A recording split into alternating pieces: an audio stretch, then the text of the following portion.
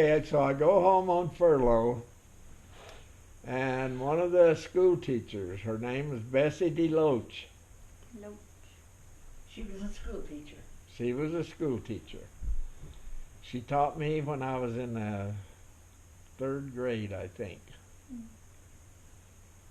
Anyway, so she had a car, and it was during the war, and so gas was scarce. But when, but when you got a furlough, they always gave you A book of stamps. yeah, stamps, so you could buy some Gas or groceries sugar. to eat with, and it had a gas stamp also in it. Well, I didn't have a car. My mother didn't have a car. Never had one in her life. And so there was no boys in the neighborhood. They were all off to war. And so it was just girls. And so anyway, they said to me, well, let's go. They all got together. Let's go to Beaumont, which was about 15 miles away. That was the nearest place where they had a movie theater. Let's go to the movie. We'll get Bessy to, we'll go in her car. We'll get her to go. So we go, I don't know, there was probably 4 girls and me. I was the only male in the bunch. And Bessy, she owned the car, but she didn't have gas stamps, so she couldn't be running all over. Well, I had the stamps, so we were in good shape. There you go. So we all meet at her place, get ready to go, and we gang around her car, and so everybody starts jumping in. The girls all jump in the back, and I start to go. I was on the driver's side, and I start to go around, get in the passenger side, and Bessy, that's the school teacher that owned the car, her and all the girls says, "Oh, you drive, you drive."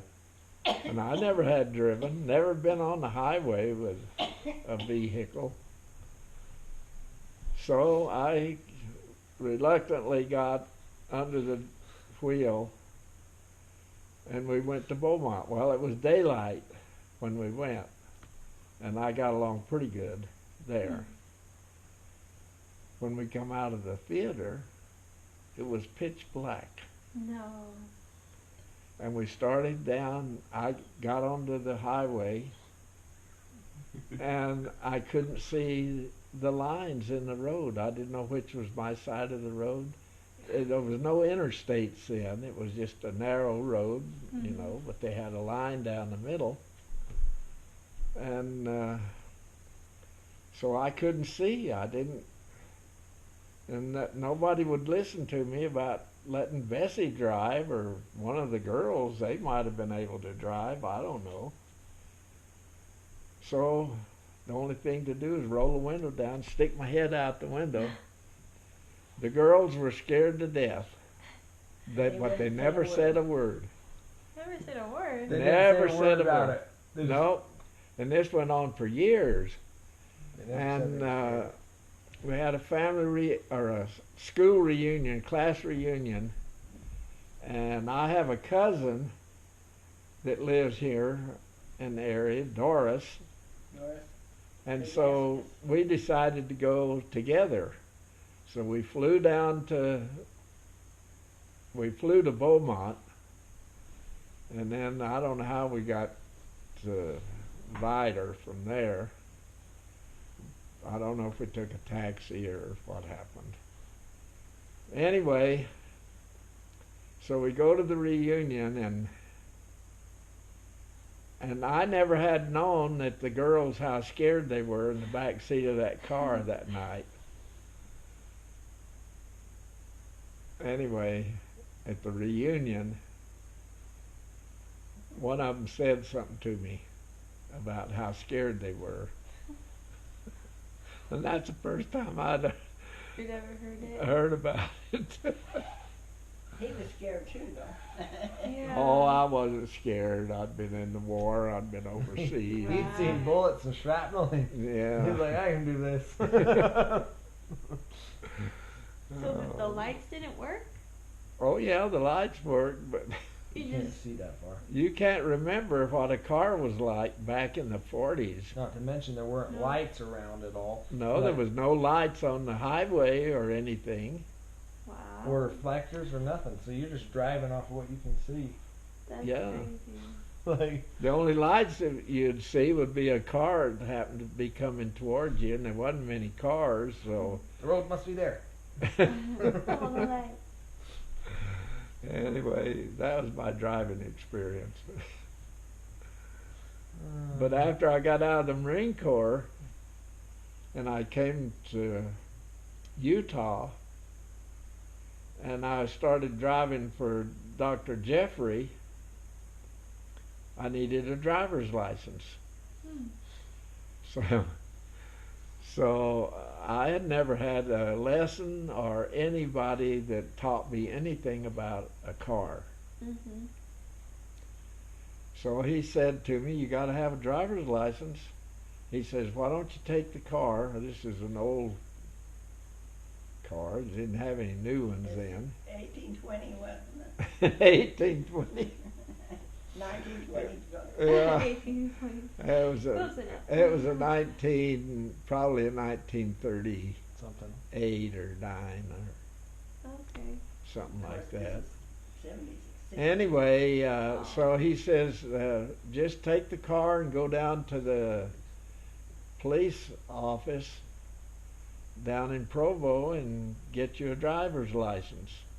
Hmm. So I get in the car and I drive down to the police office and march in there like big as life and tell them I need a driver's license. So the officer there, he says, "Okay." He says, "You got a car?" I said, "Yeah, it's parked out here." He says, "Okay, let's go get in it." He says, you get in there and I'll get in the passenger side and we'll go." Hmm. So that's what we did. He told me where to go. We drove around the block. We come back around to where in front of the office. Okay, he says, "Parallel park there." Well, I'd never parallel parked in my life, Mhm. but I made a perfect park. Wow. So we go inside and he gives me, writes me out a license. That's for my first driver's license. Wow. Oh boy. What was your first car that you ever owned? Well, It's probably an old grain truck. no. Her dad,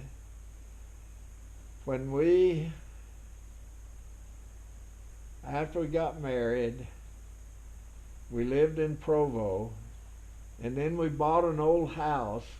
We had moved around a little, but we bought an old house in Orem, right down here on Carterville Road. And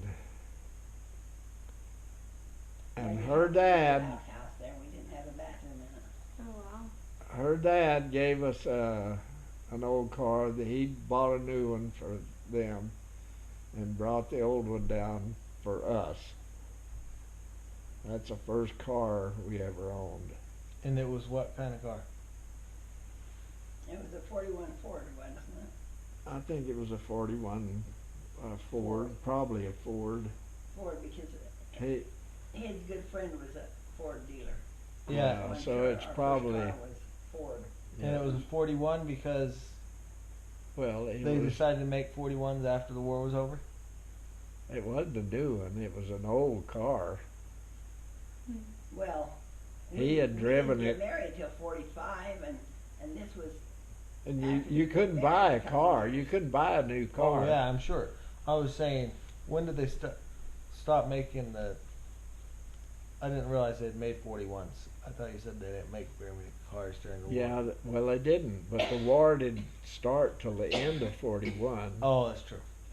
So I think that's what it was a 41 Ford. Cool. He brought it down and My dad's the best friend was a Ford dealer. That's why I know it was a Ford. yeah. Okay. And so we drove it while we were, all the time we were going to school.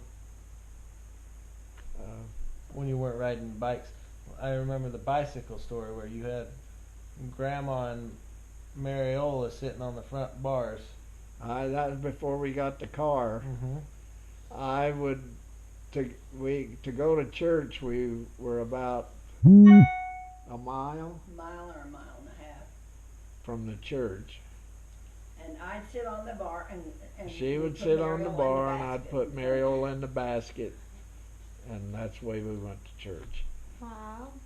And after we crossed the highway, though, I usually got off the bike and let him push Mariel up the hill. Because we it had a was real steep. steep hill to get up to the church. Yeah. But I don't know what's happened to that church. It wasn't there. Oh, they Yeah. tore it down, developed, there's a medical center there now where the church was at.